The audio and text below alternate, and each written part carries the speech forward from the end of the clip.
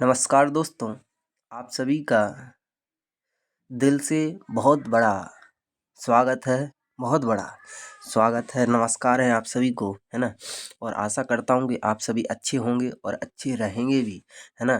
क्योंकि आप हमारे यूट्यूब चैनल से जुड़ गए ना जो, तो अभी तक जिस भी दोस्त ने, भाई बहन ने, सखा ने, परम मित्र ने, है ना, और जो कुछ भी आप समझें हमें अपना, तो चैनल को सब्सक्राइब नहीं किया है तो चैनल को सब्सक्राइब कर लीजिए। और जितने भी वीडियो डल चुके हैं उन सभी को लाइक कीजिए। और हाँ, चैनल को सब्सक्राइब करो या ना करो, वीडियो को लाइक करो या ना करो, लेकिन ये वीडियो में जो क्वेश्चन है, सेशन में जो क्वेश्चन लाते हैं हम, उन्हें ज़रूर याद कीजिएगा। क्योंकि ये क्वेश्चन क्या पता आपकी आखिरी उम्मीद को जगा दें, है ना। कुछ ना पढ़ने से अच्छा कुछ पढ़ लो तो वो काम आएगा। और 10-15 मिनट यहाँ वहाँ बातें करते हो तो वीडियो देखने में क्या जाता है ना।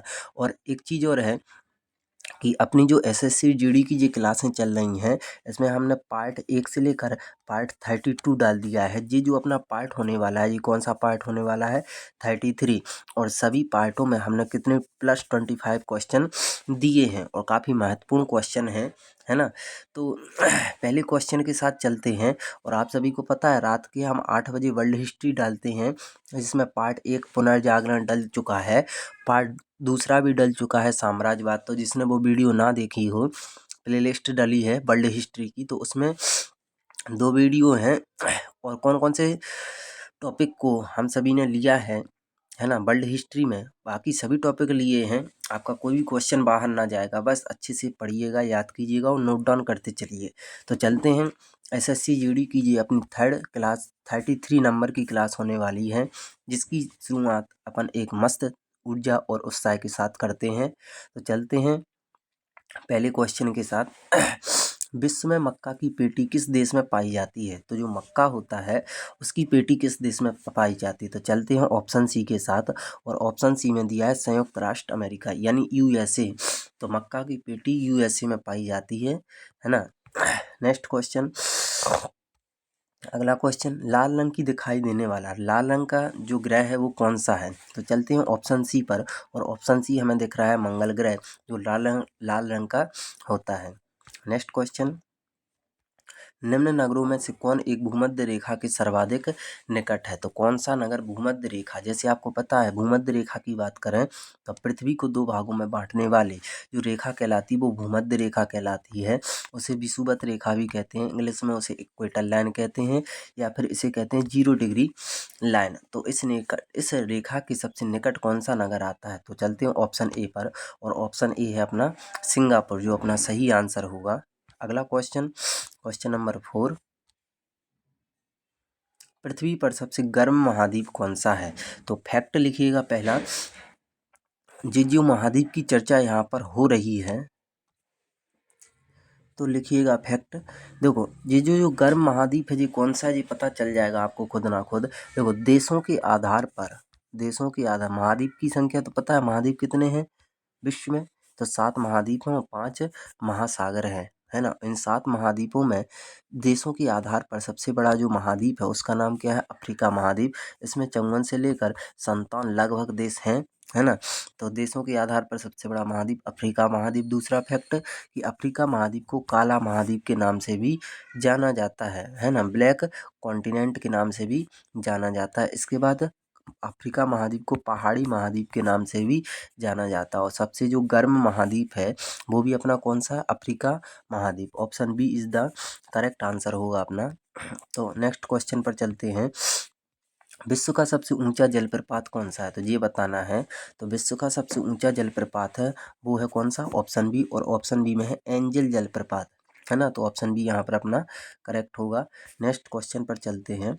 अगला क्वेश्चन है, किस गुप्तकालीन शासन को कविराज कहा जाता है? तो आप सभी को पता है कविराज किसे कहा जाता है? तो कविराज कहते हैं समुद्रगुप्त को। किसे कहते हैं? समुद्रगुप्त को। और समुद्रगुप्त अपना कौन से ऑप्शन में है? Option C. ऑप्शन सी अपना यहाँ पर सही होगा। अगला क्वेश्चन, दूध से क्रीम निकालने में कौन सा बल लगता है? तो ये काफ़ी इंपॉर्टेंट क्वेश्चन है। तो दूध से क्रीम निकालने में अपना लगता है अपकेंद्रीय बल। कौन सा बल? अपकेंद्रीय बल, यानी option C is the correct answer. अगला क्वेश्चन इस सेशन का एक स्वस्थ मनुष्य का रक्तचाप कितना होता है? अगर रक्तचाप की बात करें तो इसे रक्तदाब के नाम से भी जानते हैं। कौन से नाम से? रक्तदाब। और इंग्लिश में इसे कहते हैं ब्लड प्रेशर, यानी इसे कहा जाता है बीपी। और जो मानव शरीर का रक्तचाप होता है ये होता है 120/80 mm HG। HG मतलब पारा, है ना। 120 का मतलब क्या है कि जो ब्लड ऊपर से नीचे शरीर में प्रवाहित हो रहा है, आ रहा है ऊपर से, वो कितनी स्पीड से आता है? 120। और जाता कितनी स्पीड से है? 80 की स्पीड से। तो ब्लड प्रेशर कितना होता है? 120/80 mm HG। और एक चीज़ और यहाँ पर हम आपको बता दें, काफ़ी महत्वपूर्ण फैक्ट है कि जो बीपी मापने वाला यंत्र होता है उसे कहा जाता है स्फिग्मोमैनोमीटर। तो जी काफ़ी महत्वपूर्ण क्वेश्चन है, याद रखना, स्फिग्मोमैनोमीटर। तो बीपी मापने वाला जो यंत्र होता है उसे कहते हैं स्फिग्मोमैनोमीटर, है ना। Next question, question number 9। अंतिम मौर्य सम्राट कौन था? तो अंतिम मौर्य सम्राट कौन था जी आपको बताना है। तो कौन था? तो इसका आंसर आप हमें कहाँ बताओगे? कमेंट बॉक्स में। अंतिम मौर्य सम्राट कौन सा था? क्वेश्चन 9 का आंसर आप हमें कमेंट बॉक्स में ज़रूर बताना। नहीं बता पाओगे तो हम डाल ही देते हैं। Question number 10। महात्मा बुद्ध ने अपना पहला उपदेश कहाँ दिया था? तो जी आपको बताना है। तो जो महात्मा बुद्ध थे, बौद्ध धर्म के संस्थापक, इन्होंने अपना पहला उपदेश दिया था सारनाथ में। और सारनाथ आपको किस ऑप्शन में दिख रहा है? ऑप्शन ए में, जो अपना करेक्ट हो जाएगा। नेक्स्ट क्वेश्चन, अगला क्वेश्चन इस सेशन का, महात्मा गांधी को राष्ट्रपिता किसने कहा था? काफ़ी महत्वपूर्ण क्वेश्चन है। तो महात्मा गांधी को राष्ट्रपिता कहा था, आप सभी को पता है, सुभाष चंद्र बोस ने। सुभाष चंद्र बोस किस ऑप्शन में दिख रहे हैं? ऑप्शन सी में। और ऑप्शन सी यहाँ पर अपना करेक्ट होगा। अगला क्वेश्चन, भारतीय संविधान में संघवाद किस देश से लिया गया है? तो संघवाद किस देश से लिया गया जी आपको बताना है। तो जी लिया अपना कहाँ से? कनाडा से। कहाँ से लिया गया? कनाडा से। जो ऑप्शन बी में दिख रहा है, तो ऑप्शन बी यहाँ पर अपना बिल्कुल सही आंसर।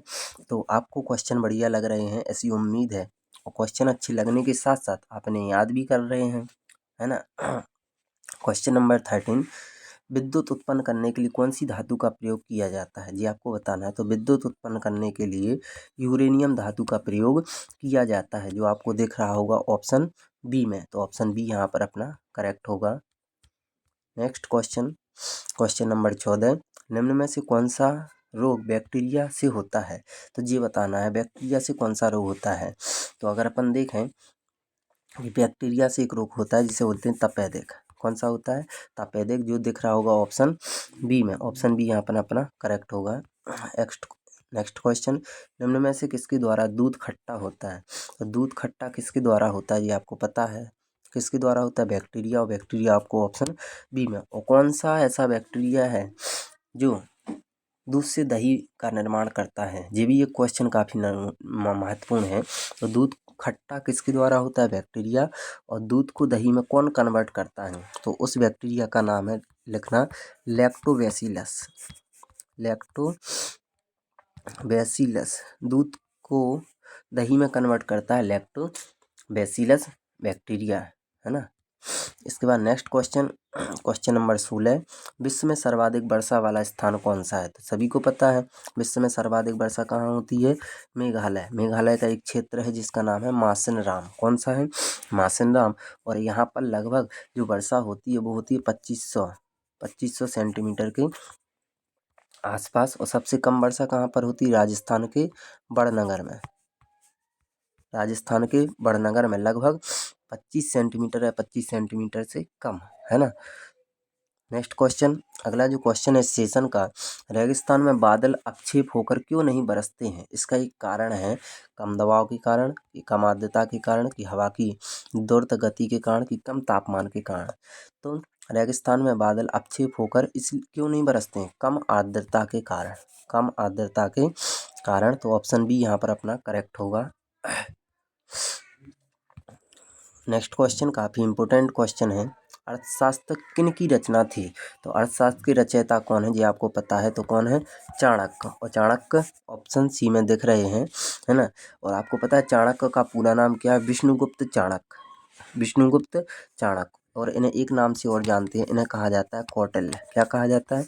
कौटिल्य। तो याद रखना, कौटिल्य को ही विष्णुगुप्त चाणक्य कहते हैं। है ना, इन्हें चाणक्य भी बोलते हैं, जो अर्थशास्त्र के रचयिता हैं। नेक्स्ट क्वेश्चन, क्वेश्चन नंबर 19, इनमें से कौन मुद्रा के कार्य नहीं है? तो मुद्रा रुपया का कार्य कौन नहीं होता है? तो माध्यम होता है, मापन होता है, भुगतान होता है, लेकिन लेखन और संपादन मुद्रा का कार्य नहीं होता है। तो option D is the correct answer. अगला क्वेश्चन, क्वेश्चन नंबर 20, लोधी वंश का अंतिम शासक कौन था? तो कौन था जी, आपको बताना है। तो लोधी वंश का अंतिम शासक था इब्राहिम लोधी। कौन थे? इब्राहिम लोधी, जो दिख रहे होंगे आपको ऑप्शन ए में, और ऑप्शन ए यहाँ पर अपना करेक्ट होगा। नेक्स्ट क्वेश्चन की बात करें तो अगला क्वेश्चन, गांधी इरविन समझौता को और किस नाम से जाना जाता है? तो एक गांधी इरविन समझौता हुआ था, उसे किस नाम से जाना जाता है? तो उसे कहते हैं अपन दिल्ली समझौता। कौन सा समझौता? दिल्ली समझौता, जो ऑप्शन बी में आपको दिख रहा होगा, और ऑप्शन बी यहाँ पर अपना करेक्ट होगा। अगला क्वेश्चन इस सेशन का थर्ड लास्ट क्वेश्चन, विश्व का सबसे बड़ा महाकाव्य कौन सा है? काफ़ी इंपॉर्टेंट क्वेश्चन है। तो इस दुनिया का, इस संसार का, यानी विश्व का सबसे बड़ा महाकाव्य है, वो है महाभारत। कौन है? महाभारत। तो option B is the correct answer. Next question, सर्वप्रथम सोने के सिक्के किस राज्य के राजाओं ने जारी किए? तो यहाँ से आप फैक्ट लिखिए, एक गुप्त वंश था, गुप्त काल में सोने के सिक्कों को क्या कहा जाता था? दिनार। क्या कहते थे? दिनार। और सबसे पहले सोने के सिक्के किस राज्य के राजाओं ने जारी किए थे? तो आपको पता होना चाहिए किस राज्य के राजाओं ने। यवन, यवन शासकों ने सोने के सिक्के चलाए थे। Next question, question number 24, Bharat का सबसे पुराना राष्ट्रीय पार्क कौन सा है? तो आपको पता होना चाहिए, राष्ट्रीय उद्यान है ना, राष्ट्रीय पार्क कौन सा है? तो जी पहले हम बता दें किस राज्य में स्थित है। उत्तराखंड में। कहाँ पर है जी? उत्तराखंड में, जिसका नाम है जिम कॉर्बेट राष्ट्रीय पार्क। जिम कॉर्बेट राष्ट्रीय पार्क, जिसे रामगंगा के नाम से भी जानते हैं, जिम कॉर्बेट राष्ट्रीय पार्क। तो option D is the correct answer. Next question इस सेशन का लास्ट क्वेश्चन है, पृथ्वी पर दिन और रात किसके कारण होते हैं? तो जी आपको बताना है, तो किसके कारण होते हैं? दैनिक गति के कारण, वार्षिक गति के कारण, छमाही गति के कारण, या तिमाही गति के कारण? तो पृथ्वी पर दिन रात किसके कारण होते हैं? दैनिक गति के कारण, जो आपको ऑप्शन ए में दिख रहा है। तो ऑप्शन ए आपका यहाँ पर करेक्ट होगा। तो यहाँ से अपने सेशन का अंत होता है। अपन ने 20 क्वेश्चन लिए, 25 क्वेश्चन लिए हैं, और हर सेशन में 20 प्लस यानी 25 प्लस क्वेश्चन लिए जा रहे हैं, और काफ़ी महत्वपूर्ण क्वेश्चन हैं। तो एक बार आप सभी से विनम्र अनुरोध है कि इस सेशन को आप अपने स्टेटस पर ज़रूर लगाएं। आप इधर उधर के गाने डालते हैं, ये वो डालते हैं, एक बार अपने सर का भी सहयोग कीजिए, स्टेटस पर लगाइए, और सभी से कहिए कि वीडियो को लाइक करें और चैनल को सब्सक्राइब कर लें। इसमें काफ़ी चुनिंदा महत्वपूर्ण क्वेश्चन है एसएससी जीडी और अन्य आगामी परीक्षाओं की दृष्टि से। तो आपको वीडियो कैसी लगी? वीडियो अच्छी लगी हो तभी वीडियो को लाइक कीजिए और चैनल को सब्सक्राइब कर लें। मिलते हैं, जय हिंद दोस्तों, रात के 8 बजे वर्ल्ड हिस्ट्री के साथ।